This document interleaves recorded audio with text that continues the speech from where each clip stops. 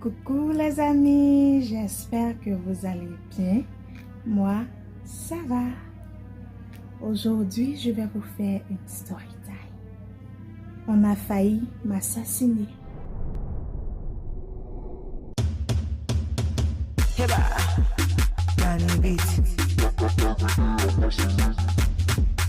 I've been hustling in the morning.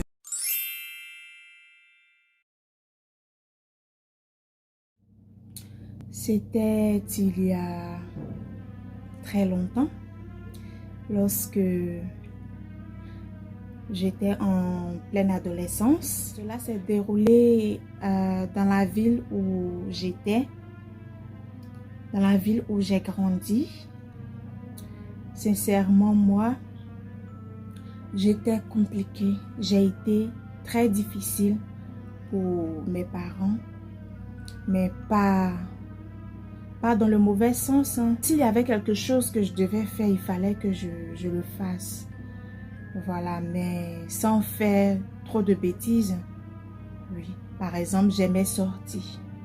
J'aimais sortir pour aller m'amuser, faire les fêtes, danser et tout. J'étais en pleine crise d'adolescence et sincèrement, ça me fatiguait. Je voulais que sortir pour aller m'amuser, sortir pour aller danser, pas forcément pour aller faire les bêtises, non, mais je voulais sortir. Je voulais faire la fête à tout moment et tout avec mes amis. À ce moment-là, dans cette ville, il y avait beaucoup d'assassinats, surtout des jeunes filles. Ils assassinaient beaucoup les jeunes filles pour des rituels. Parce que quand ils les retrouvaient, il y avait souvent des organes en manque et autres. Du coup, je me dis que c'était pour des rituels. Et franchement, je savais que la ville était dangereuse et qu'il ne fallait pas sortir. Puisque j'ai même perdu une amie qu'ils avaient assassinée. À la base, nous étions un groupe de jeunes danseurs qui dansions dans les différents bals de nos différentes écoles. Du coup, nous étions souvent sollicités par des personnes pour danser dans des cérémonies, des baptêmes, des anniversaires, même des funérailles, des mariages. Et ce jour-là, nous étions sollicités pour danser dans un baptême. Nous avons fixé le lieu du rendez-vous et moi, je me suis rendue à ce lieu un peu en retard. Et lorsque j'arrivais, il n'y avait personne sur les lieux. Il n'y avait personne. Du coup, je pensais que j'étais en retard et que les autres m'avaient laissé. Ils étaient partis. Je savais qu'il fallait passer dans une brousse pour atteindre la maison où nous devions nous rendre pour aller danser. Et il faut dire aussi que la brousse où on devait passer pour se rendre dans cette maison-là, la brousse là, c'était le noir total. Le noir total. Et en ce moment-là, moi, je n'avais peur de rien. Aujourd'hui, je ris, mais c'était sérieux. Voilà. C'était sérieux, j'ai failli perdre la vie. Au même moment, je voyais un monsieur, quelqu'un, prendre une voie et la voie se trouvait derrière une maison dans le noir. Du coup, je pensais que le monsieur allait à cet endroit et je voulais le suivre. Je pensais que j'avais eu quelqu'un avec qui je pouvais cheminer. C'est ainsi que je partais vers lui et quelque chose m'a dit, quelque chose a sonné dans ma tête. Et la chose a dit, n'y va pas. Oui, ne va pas, c'est un piège. Et là, je me suis arrêtée. J'ai écouté mon intuition. Je me suis arrêtée et j'ai écarté les yeux comme ça. Je regardais à l'endroit où le monsieur était rentré. Je remarquais qu'il me regardait. Il était caché derrière la maison dans le noir. Et il me regardait. Oui.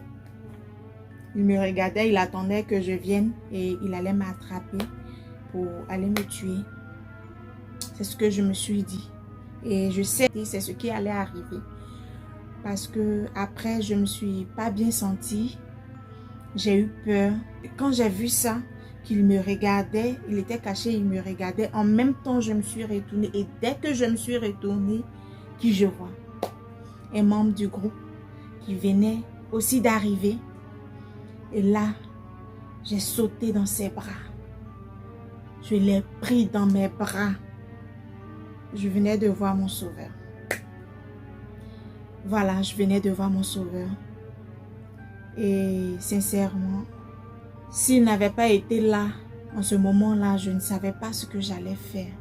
Bon, j'allais fuir, ça c'est sûr. J'allais courir, mais pour aller où? Je ne connaissais personne dans le quartier. Je ne savais même pas où j'étais. Ce qui est sûr, on m'a indiqué un lieu et je me suis retrouvée sur ce lieu-là. Mais je ne connaissais pas la maison où on devait aller. Franchement, je ne sais pas ce que j'allais faire après. Mais en tout cas, je n'allais pas rester là. Peut-être j'allais me retourner et ça sonnait dans ma tête. Je dois me retourner au pas, je dois me retourner au pas. Mais la seule idée qui m'est venue en tête est que je devais me rendre là-bas, à cet endroit-là où je devais aller danser. Tout ce qui était dans ma tête, je devais aller danser. Voilà, ma vie m'importait peu. Il fallait que je traverse ce noir-là, cette brousse-là, pour aller danser. Franchement, les jeunes, écoutez les parents. Écoutons les parents. Écoutons les parents. Parce que, voilà, moi, c'est une chance que Dieu m'a donnée là. Et celles qui n'ont pas eu la chance, ils sont retrouvés dans des situations bizarres. Franchement, moi, j'ai remercié mon Dieu. Et jusqu'aujourd'hui, je continue de le remercier parce que si il n'avait pas été avec moi, je ne serais pas là aujourd'hui en train de vous raconter cette histoire. Ça m'a vraiment marqué. Vraiment, vraiment marqué. Voilà, en ce moment-là, j'étais en pleine crise d'adolescence. Je voulais que sortir. C'est tout ce qui était dans ma tête. Même quand on me parlait, les grandes personnes me disaient, ah, ne sors pas. Je voulais sortir. Aller fêter. Pas forcément aller faire des bêtises, hein, non. Mais je voulais aller danser. Aller fêter. Être avec mes amis.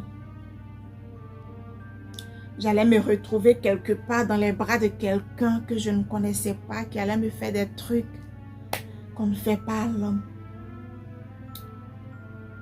Franchement, les jeunes, écoutons beaucoup les aînés. C'est tout ce que moi je peux vous dire. En tout cas, faites tout ce que vous voulez, mais écoutons beaucoup les aînés.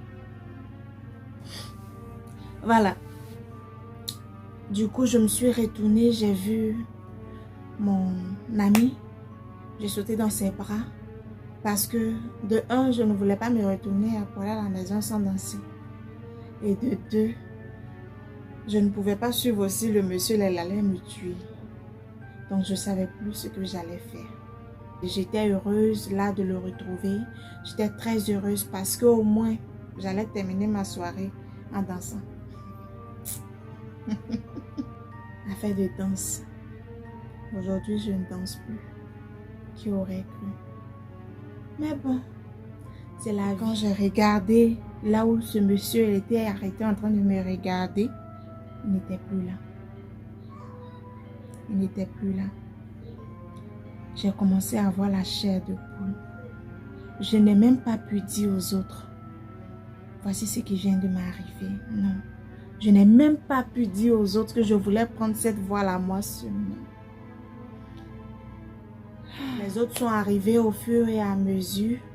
Nous sommes rassemblés là, nous tous. Et ils m'ont dit, bon, passe par là. Et tenez-vous bien, la voie même où ce monsieur était parti, ce n'était même pas la voie que je devais prendre. Et nous sommes allés ensemble. Nous avons traversé cette voie ensemble. Et nous avons atteint la maison. Et nous avons presté. Après la prestation, nous avons mangé, nous avons bu. Et après, Nous sommes rentrés à la maison tous ensemble. La soirée s'est très bien passée. La soirée s'est très bien terminée. Et franchement, jusqu'aujourd'hui, moi, je remercie mon Dieu de m'avoir sauvée, de m'avoir dit de ne pas prendre la voie. Voilà, parce que même si je n'avais pas vu le monsieur, que je prenais la voie moi seule, c'est sûr que quelque chose allait m'arriver. Je tenais vraiment à vous raconter cette histoire. J'espère qu'elle vous aura plu. Dites-moi en commentaire ce que vous en pensez. Et likez, partagez. Abonnez-vous pour ceux qui ne se sont pas encore abonnés à ma chaîne. Abonnez-vous. Nous avons beaucoup de choses à faire ensemble. Voilà. Abonnez-vous et surtout cliquez sur la cloche de notification pour qu'à chaque fois que je mets du contenu en ligne, vous soyez informés. Merci. À bientôt. Bisous.